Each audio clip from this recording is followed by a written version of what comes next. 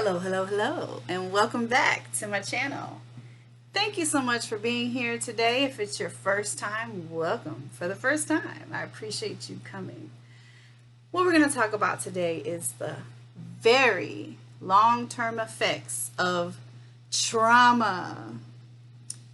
The reason why I say very long-term effects is because we're talking about something that affects future generations. We're not talking about, oh, very long term, year, 2 years, 5 years, 10 years. It could very well be that, but trauma can literally affect your future generations. So this is very serious business, and it's something that we want to identify, recognize, and learn to cut off at the root. And there's so many different ways that we're responsible for trauma. We're responsible for traumatizing others. We're responsible for healing ourselves if we've been traumatized. There's so many different ways that we need to take responsibility and end the trajectory so that future generations don't have to endure the suffering that we've endured. You know, anything that's in our control to do, we need to be able to do it. I do want to make the disclaimer that no, I'm not a doctor. Okay. What I am is a wounded healer. I've been through it. I'm a ball of trauma. I can definitely speak on the subject. I'm a survivor. So anything that I'm speaking on, I've pretty much been through, and I definitely have that qualification given to me from that aspect. So that's why I'm here, to empower others so that we can get on this healing journey together. First thing I want to talk about is intergenerational trauma. So that's one way trauma can enter our lives, right? So trauma can get passed down to us from, let's say, stories from our grandmothers. Like, for instance, and if I say drama instead of trauma, just ignore me because I love the word drama, and it is kind of drama, right? But I think I just said that. Just ignore it. I mean trauma, but it was drama. Ooh, I'm losing it. But anyway, just think of stories that your grandmother might have told you. Like, for instance, my primary caregiver as a young child was my grandmother from Cuba. And she would give me some very traumatic stories about not always, let's say, food security related stories. So she kind of instilled being insecure about food, in me. And I did not have a rich upbringing, so I was already food insecure, So she instilled that trauma in me at a young age, and I really didn't realize what was going on, but she would tell me all these stories, these horrible stories when I was just a little kid, and I really wasn't even mature enough to process everything she was telling me. And this is how adults always talk to me as a young child. So they always thought I was another adult, and they would share these terrible stories with me. And I was taking on all that trauma, the intergenerational trauma, by passed down stories of the trauma that my parents or grandparents or their parents, etc., experienced. And it was being passed down to me and instilled in me before I was 18 years old and able to even process it. That's one way that you can pass down trauma. You can pass down intergenerational trauma. Let's say watching, let's say you're an African American, you're watching stories of slavery, and you know that your ancestors endured this atrocity. You're literally traumatizing yourself to see what your ancestors endured, just a few short generations ago. That's intergenerational trauma. They have these slave movies and things like that. It's good to be knowledgeable about those things, but you're really traumatizing yourself. You're traumatizing yourself when you're watching these stories, and you're having the visuals implanted in your mind, and it's very traumatizing. I would watch those stories, and I do have some of that ancestry in my tree as well, and on both sides.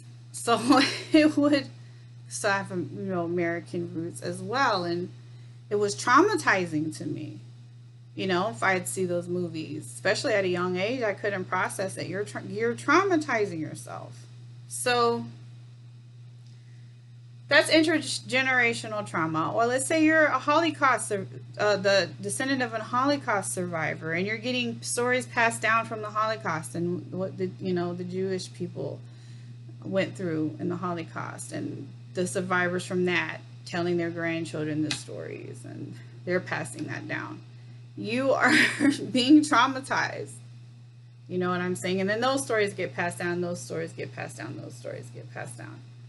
That's one way to pass down intergenerational trauma. Even doing your family tree, you can go. I did worked on my family tree over the past few years, and I would read articles from generations and generations ago about what happened to an ancestor, and I'd literally be traumatized.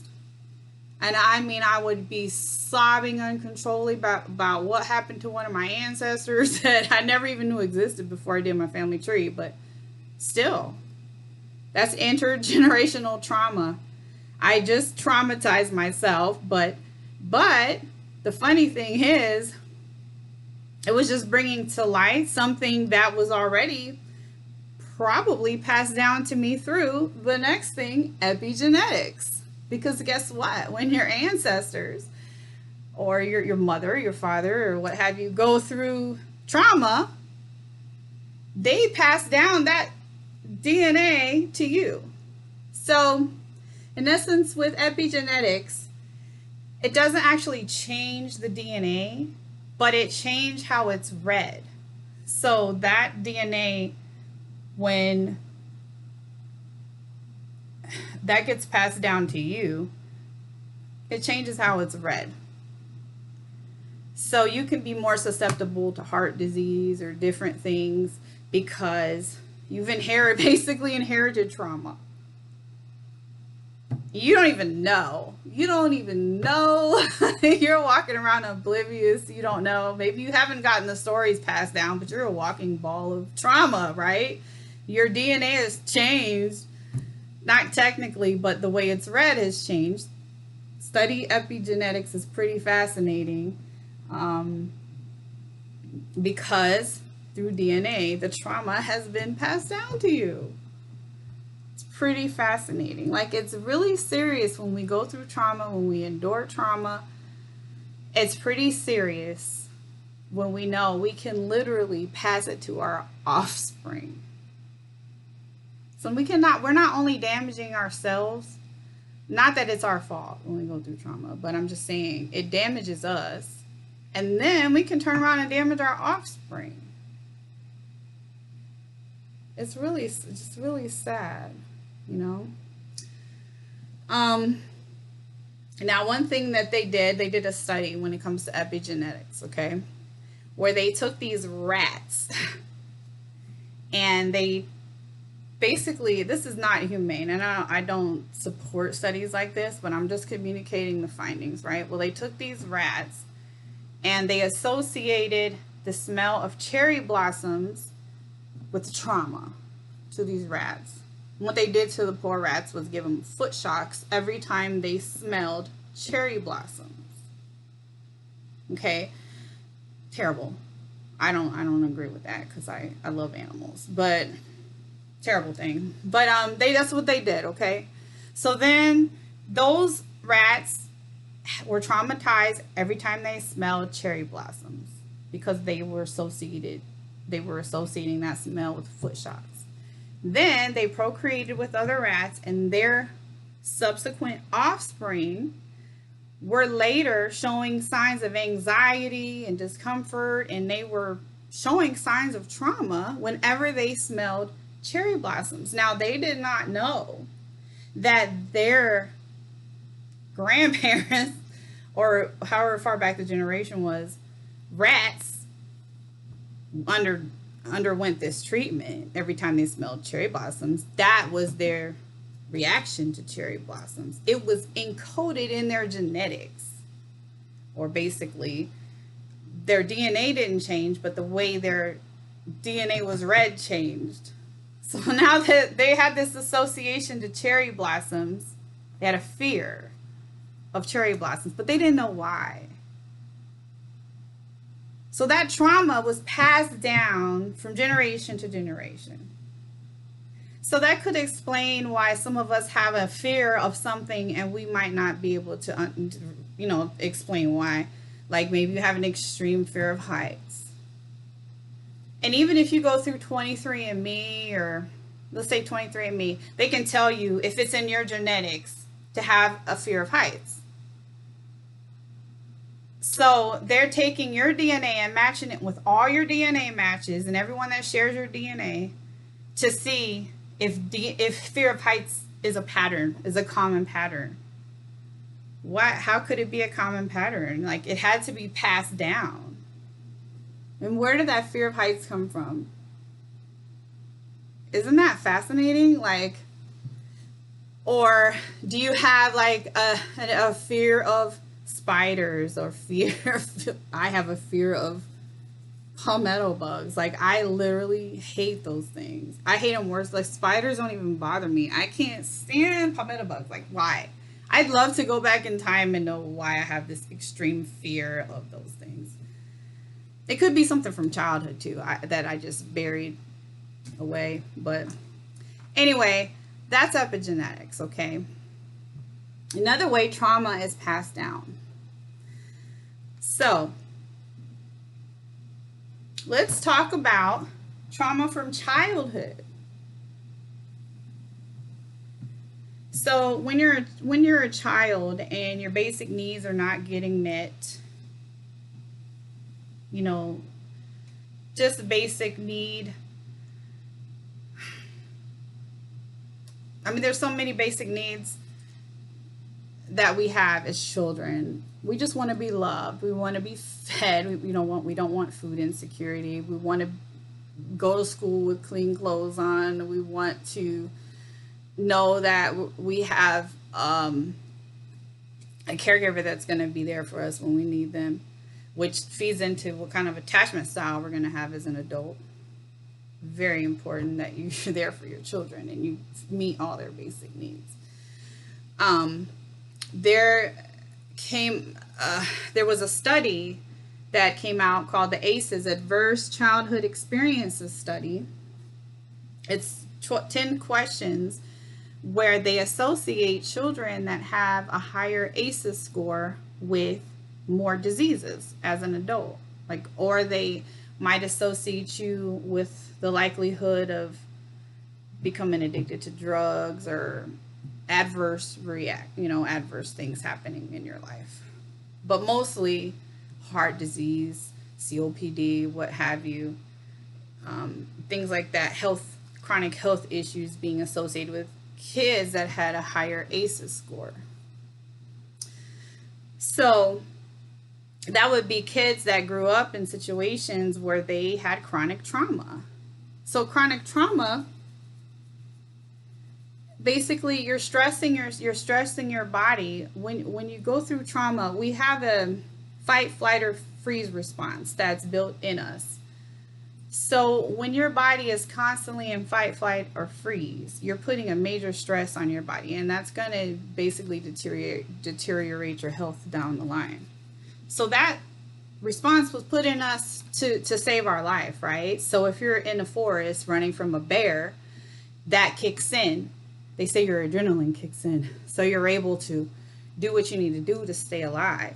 Well, let's say that bear is your stepfather. So he's coming home and he's the bear, and you have to go into fight, flight, or freeze every single night to run from the bear, or to freeze, or to fight, or whatever the case is. You're constantly going into that, and our bodies were not designed to be in constant fight, flight, or freeze. So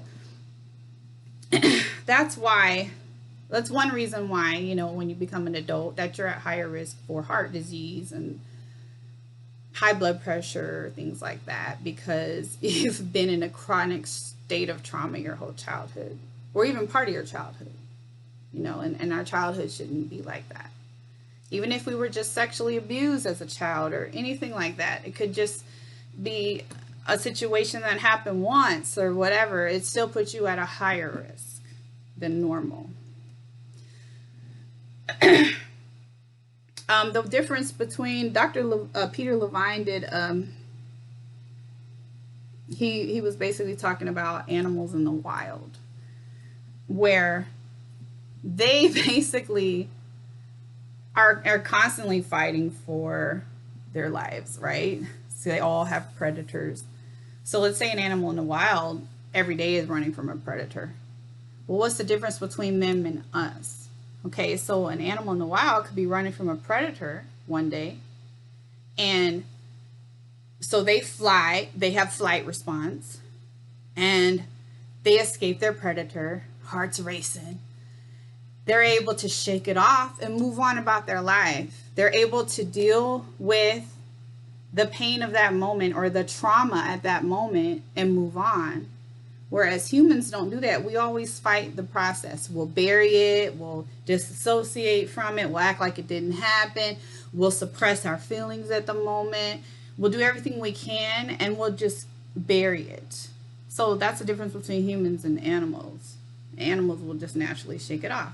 An animal can see their mama get ate by a bear, and at that they'll grieve that moment. They'll shake it off that moment. They'll do what they need to do to get through the process at that moment. They don't suppress it. Animals don't go into denial. Animals don't disassociate. They don't have all those defense mechanisms that humans do.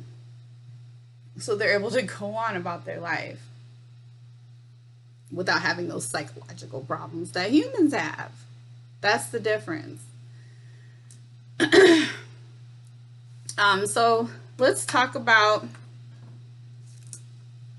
trauma. Like, I'll just say with my personal experience, I came into the world a ball of trauma. I have intergenerational trauma. I inherited drama. I inherited trauma through epigenetics. No doubt about it.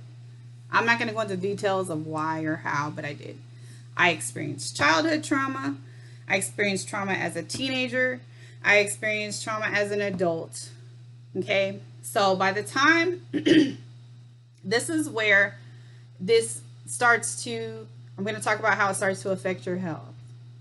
Because what happens is your emotional pain will start wanting to escape.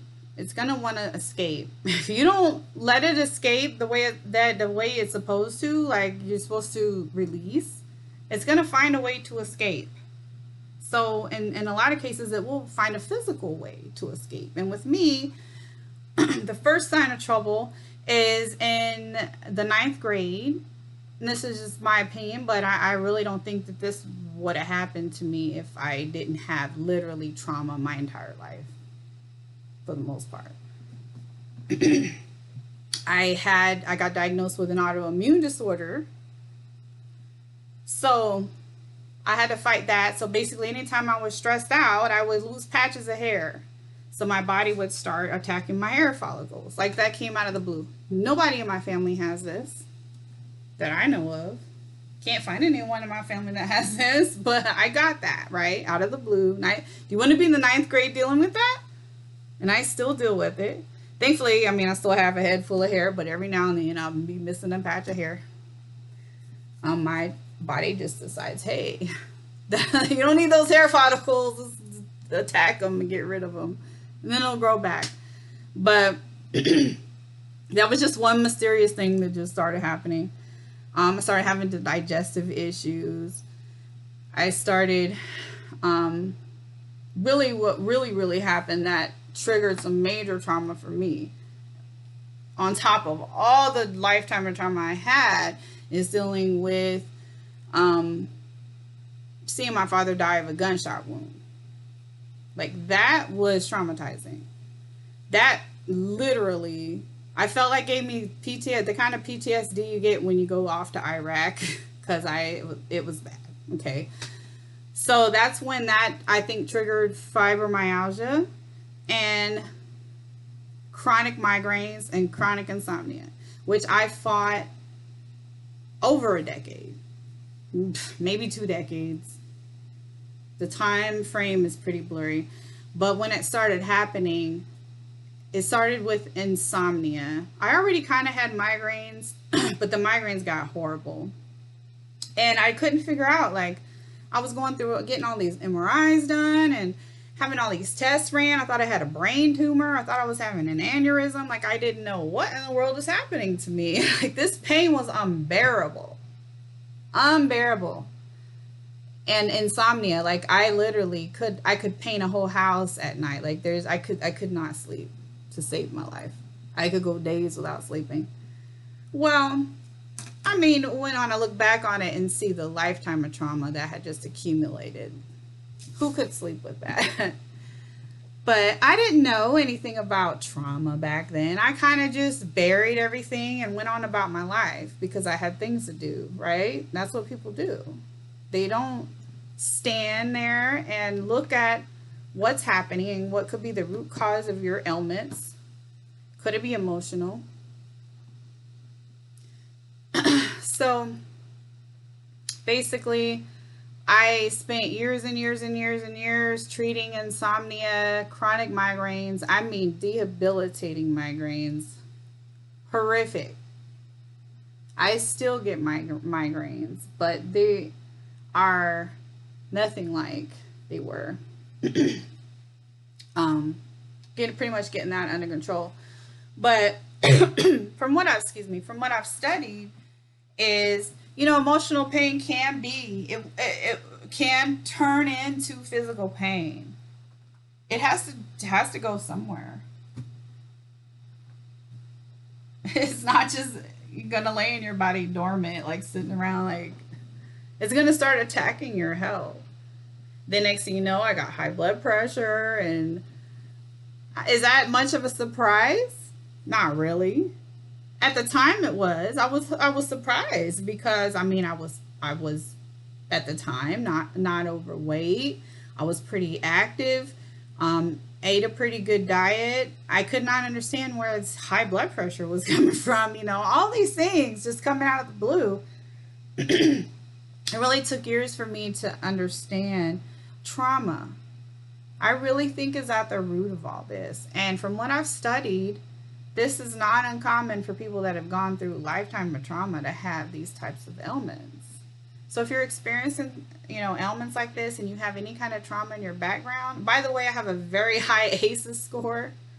Not going to say what it is on here, but it's pretty high. So when I even tie that into that, I'm like, oh, makes sense.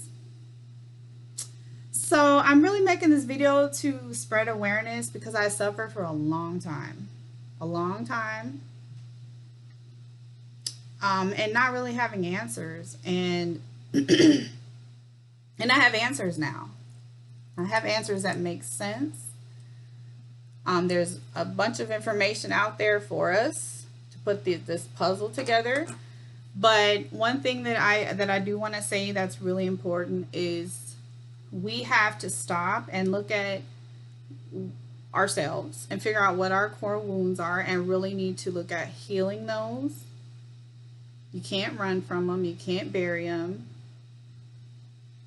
We're not animals in the wild, but we've buried and suppressed so many feelings that we've damaged ourselves. Many of us, many of you that are watching this video have done that. And it's damaging. And it's not only damaging to you, it's going to be damaging to your offspring. It's going to be damaging to their offspring. And if you've ever done a family tree, which I have, well, I've started one, you can look at one ancestor and see how many people descend from that one person. It's mind-boggling. So when you really look at how big of an impact you can make on how many people will descend from you and how many people will descend from your children and so forth and so on, You can make a major impact if you start healing today, and we start making sure we raise healthy children, we protect our children, we minimize any type of trauma. We're very careful about the things we say to our children. We're careful about the people we have around our children. You know, if you can't provide adequate needs to your children, which I mean, there should be a lot of improvement done in this space, but make sure you reach out, do whatever you can to get those needs met. Don't be scared. We need to do whatever we can to minimize the damage for future generations. Basically what I'm saying. Also, if you're in an unhealthy, abusive relationship, that is impacting your children. And its impact is going to impact your children's children and your children's children. And that cycle of abuse might continue for generations. So our decisions don't only impact us, is my whole point. And you want to take care of yourself and be the best version of you that you can be. So that's all I'm going to say for now. I really thank you for listening. If you have any questions, please feel free to comment below and I'll be happy to respond. And have a wonderful day, week, month, year, and future. Thanks.